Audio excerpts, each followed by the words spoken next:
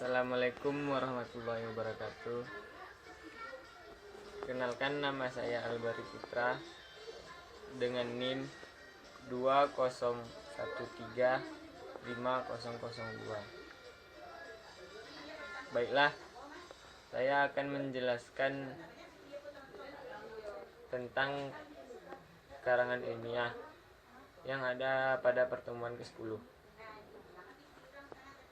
Baiklah, pertama, pengertian karangan ilmiah. Karangan ilmiah adalah salah satu hasil karya ilmu pengetahuan. Pokok pembahasannya yang tertentu,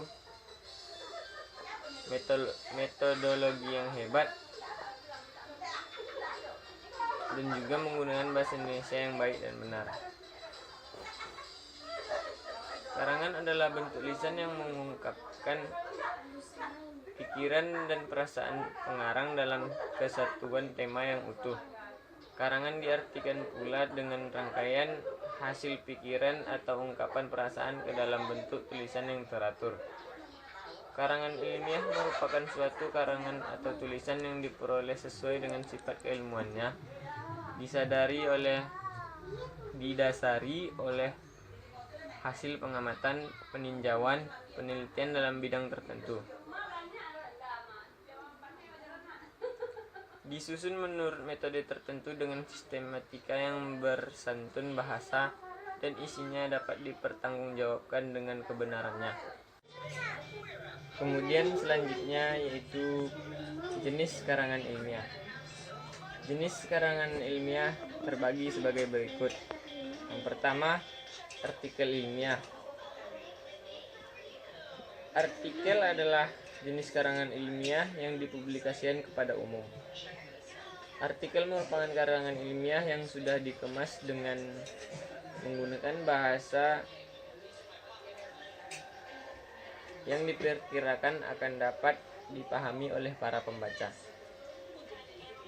Bentuk karangan ini biasanya berupa artikel yang disajikan untuk media cetak seperti surat kabar. Kandungan isinya mencakup opini yang dikemas dalam bentuk karangan ilmiah populer. Masalah yang disajikan dalam artikel biasanya berupa persoalan yang sangat faktual dan sejalan dengan berita panas dari surat kabar atau majalah tersebut. Selain itu, ada pula artikel yang disajikan dalam makalah ilmiah atau jurnal ilmiah. Sekalipun bentuknya opini atau hasil kajian, namun yang ditayangkan di dalam jurnal ini sangat terbatas karena hanya tersedia beberapa halaman. Oleh karena itu, untuk menghasilkan artikel yang berkualitas, dibutuhkan skill dan profesionalisme penulis dalam meramu tulisan ilmiah berbobot menjadi lebih sederhana. Jenis karangan ilmiah yang kedua yaitu makalah. Makalah biasanya ditulis dalam 3 bab yang terdiri atas pendahuluan, pembahasan, dan penutup. Namun, makalah juga bisa ditulis dalam 4 bab yang terdiri atas pendahuluan, kemudian kajian pustaka, pembahasan, dan juga penutup. Format bab itu bisa dipilih dan digunakan sesuai kemampuan pemakalah atau sesuai dengan kebijakan dari pemberi tugas makalah. Jenis karangan ilmiah yang ketiga, laporan.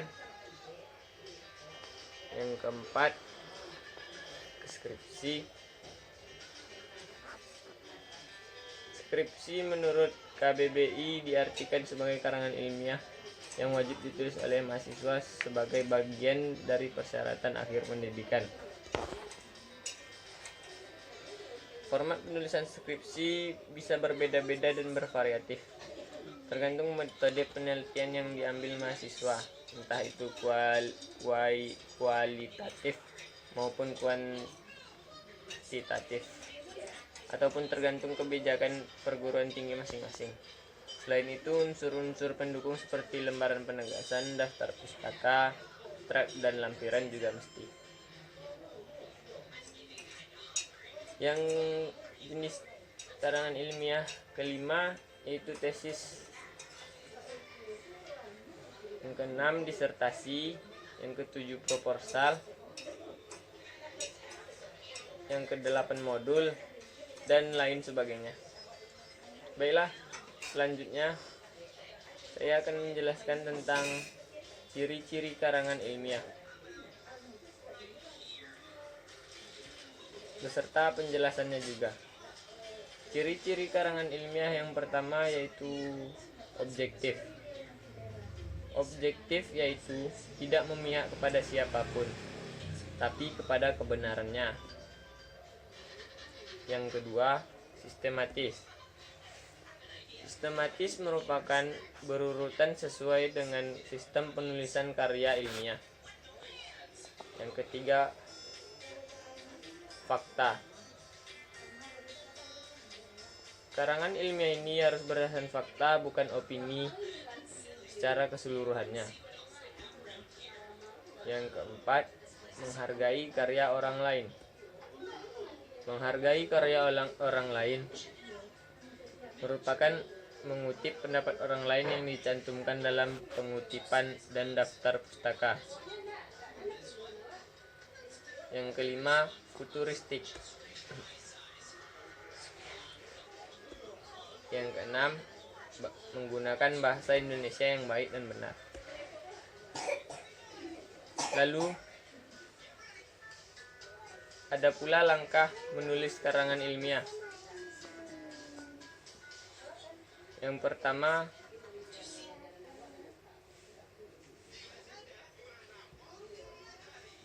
tahap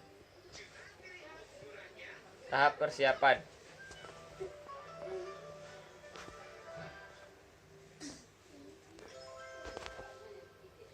Di tahap persiapan ini ada beberapa langkah juga.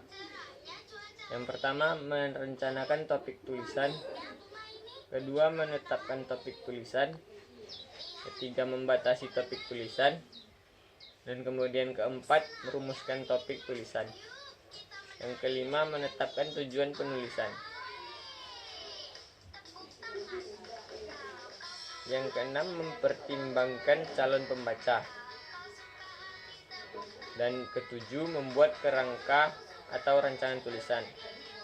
Kedelapan, memperdalam landasan teori.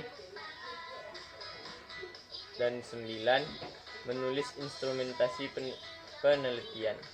Ke-10, mengumpulkan data yang fakta. 11, menganalisis data. 12, merumuskan simpulan. 13, mempersiapkan sarana pendukung.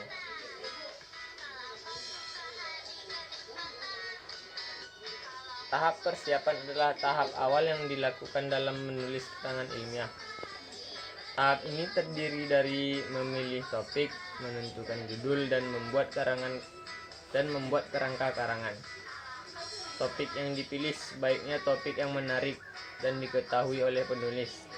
Selain itu, topik yang baik adalah topik yang mempunyai lingkup yang terbatas. Setelah menentukan topik, langkah selanjutnya menentukan judul tadi. Penentuan judul dalam karangan ilmiah dapat dilakukan dengan melontarkan pertanyaan-pertanyaan apa, mengapa, di mana, kapan, dan bagaimana. Selain itu, dalam membuat karangan ilmiah, judul haruslah berupa frasa, bukan kalimat. Langkah terakhir dalam persiapan adalah menentukan kerangka karangan. Kerangka ini nantinya akan membantu proses penulisan kerangka. Selain itu, kerangka karangan inilah yang akan menjadi acuan dalam membuat karangan ilmiah, sehingga akan menjadi runtun dan teratur dalam memaparkan atau menganalisis masalah. Kemudian langkah kedua untuk menulis karangan ilmiah yaitu tahap penulisan. Tahap penulisan ada dua langkah. Yang pertama, masalah kebahasaan. Dan yang kedua masalah non kebahasaan. Dan langkah menulis karangan ilmiah yang terakhir yaitu tahap perbaikan. Yang pertama reviewer, yang kedua aspek dan bentuk perbaikan, dan yang ketiga penulisan kembali. Pada tahap terakhir dalam penyusunan kerangka ilmiah adalah penyajian. Dalam penyajian kerangka ilmiah harus diperhatikan dari segi bahasa dan bentuk penyajian. Kalimat yang digunakan dalam menulis karangan ilmiah ini harus sesuai standar bahasa Indonesia yang baku. Sedangkan dalam bentuk penyajian diperlukan urutan unsur-unsur karangan dan ketentuan yang berlaku. Baiklah, sekian dari penjelasan saya. Apabila ada kesalahan, mohon dimaafkan. Semoga bermanfaat bagi kita semua. Assalamualaikum warahmatullahi wabarakatuh.